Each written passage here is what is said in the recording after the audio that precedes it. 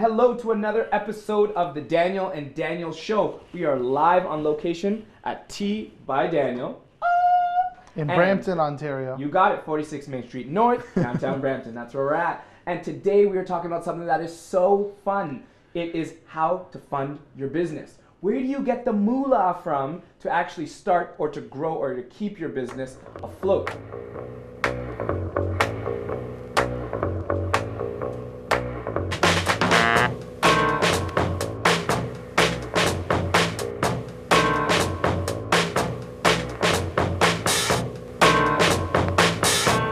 So as you'll hear, there's a few different ways to go about funding your business when you're first starting out.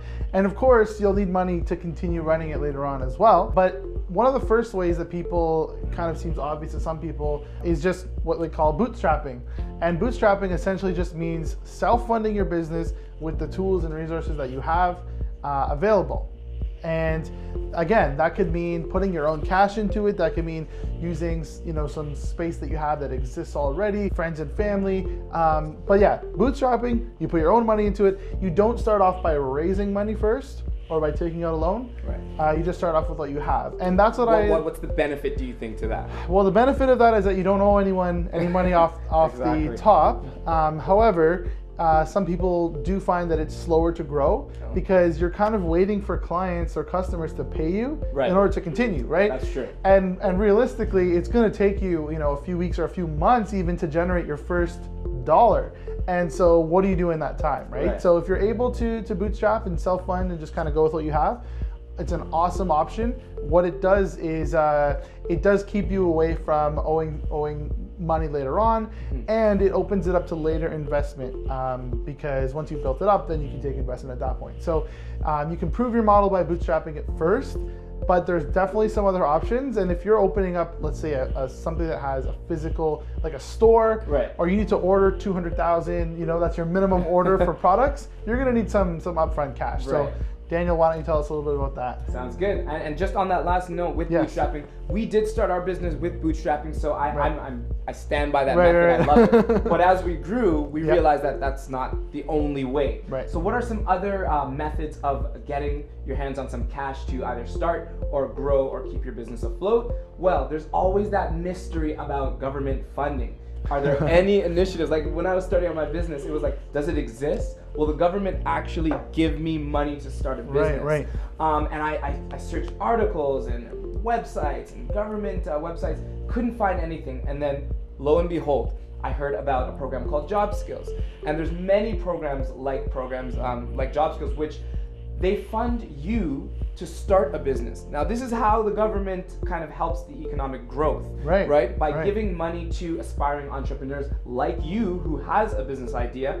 They're hoping that you'll utilize this money and utilize their mentorship, their programs, and get you to start a business. Why would they do that? So that you could provide jobs for others, Exactly, right? So they're hoping that, if we put some money into the economy and stimulate some growth in the business sector, this is gonna help the overall business industry. And it works. So there are programs. Now, obviously the eligibility criteria is gonna, you gotta check and see, does it fit you? Are you able to do it? But there are programs where they pay you like a bi-weekly paycheck to come to 3-4 classes and work on a business plan. From the ground up, what's your idea, marketing tips. So I went to Job Skills. I went through a program called the Youth Entrepreneurship Program.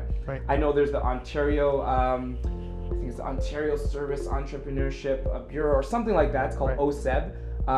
And they will pay you to start a business. So yes, government does offer funding. There's also the Starter Company Grant. Go over to your local city hall and ask them about that. Well, I know it's a little different in Canada than maybe somewhere else, but the city hall, they'll give $5,000-$10,000 grants to help you expand, grow, or to fund your startup business. And keep that in mind, use the word grants, right? So there's a difference between money that's yours and money that you have to pay back. So there are other programs. There's something called Futurpreneur, and I know that runs in Canada. There's provincial chapters. Futurpreneur will give you a loan to start up, right? And I believe they advertise it as a $50,000 loan. Sometimes you can get less, sometimes you can go back for more. But that's something that you do have to pay back. Obviously, because it's a foundation, you're not gonna be hit with like massive interest and stuff right away, and it is easier to get than, let's say, a standard bank loan. The good thing about, sorry to interrupt, the good thing about Futurpreneur especially is they're kind of youth focused. Yes. So they understand some of the challenges that you and I are going through, and they kind of accommodate the loans. Right, as opposed to something like going directly to a bank, right? First of all, the odds are very slim that banks will approve businesses, especially right now, especially anything high risk. And if you have no track record and you're young, just starting up. Yeah, Futurpreneur is great. They also do provide a lot of resources and mentorship. Daniel actually was an ambassador for Global Entrepreneurship Week and got sent around Canada to talk about that, which is awesome. But they do hook you up with mentors, and that's a big part of this. Same thing with starter company programs, right? You're not just given the money and then you're on your own. They want to work with you. They want to help you attend sessions that are super important. That's how they secure their investment in you. That's true. They're not just, and no organization is just going to hand you money and say, hey, go chase that dream. They're going to give you money because they believe in you, but they're going to help you along the way. Really and truly, maybe banks might be a little different in the sense that, you know, they tag a good interest rate on you and you know, because you're obligated to pay that back no matter what, right? So I guess it's really, you got to think, the more money you get from people, the more risk there is in the beginning. Do you want to mitigate that risk by bootstrapping?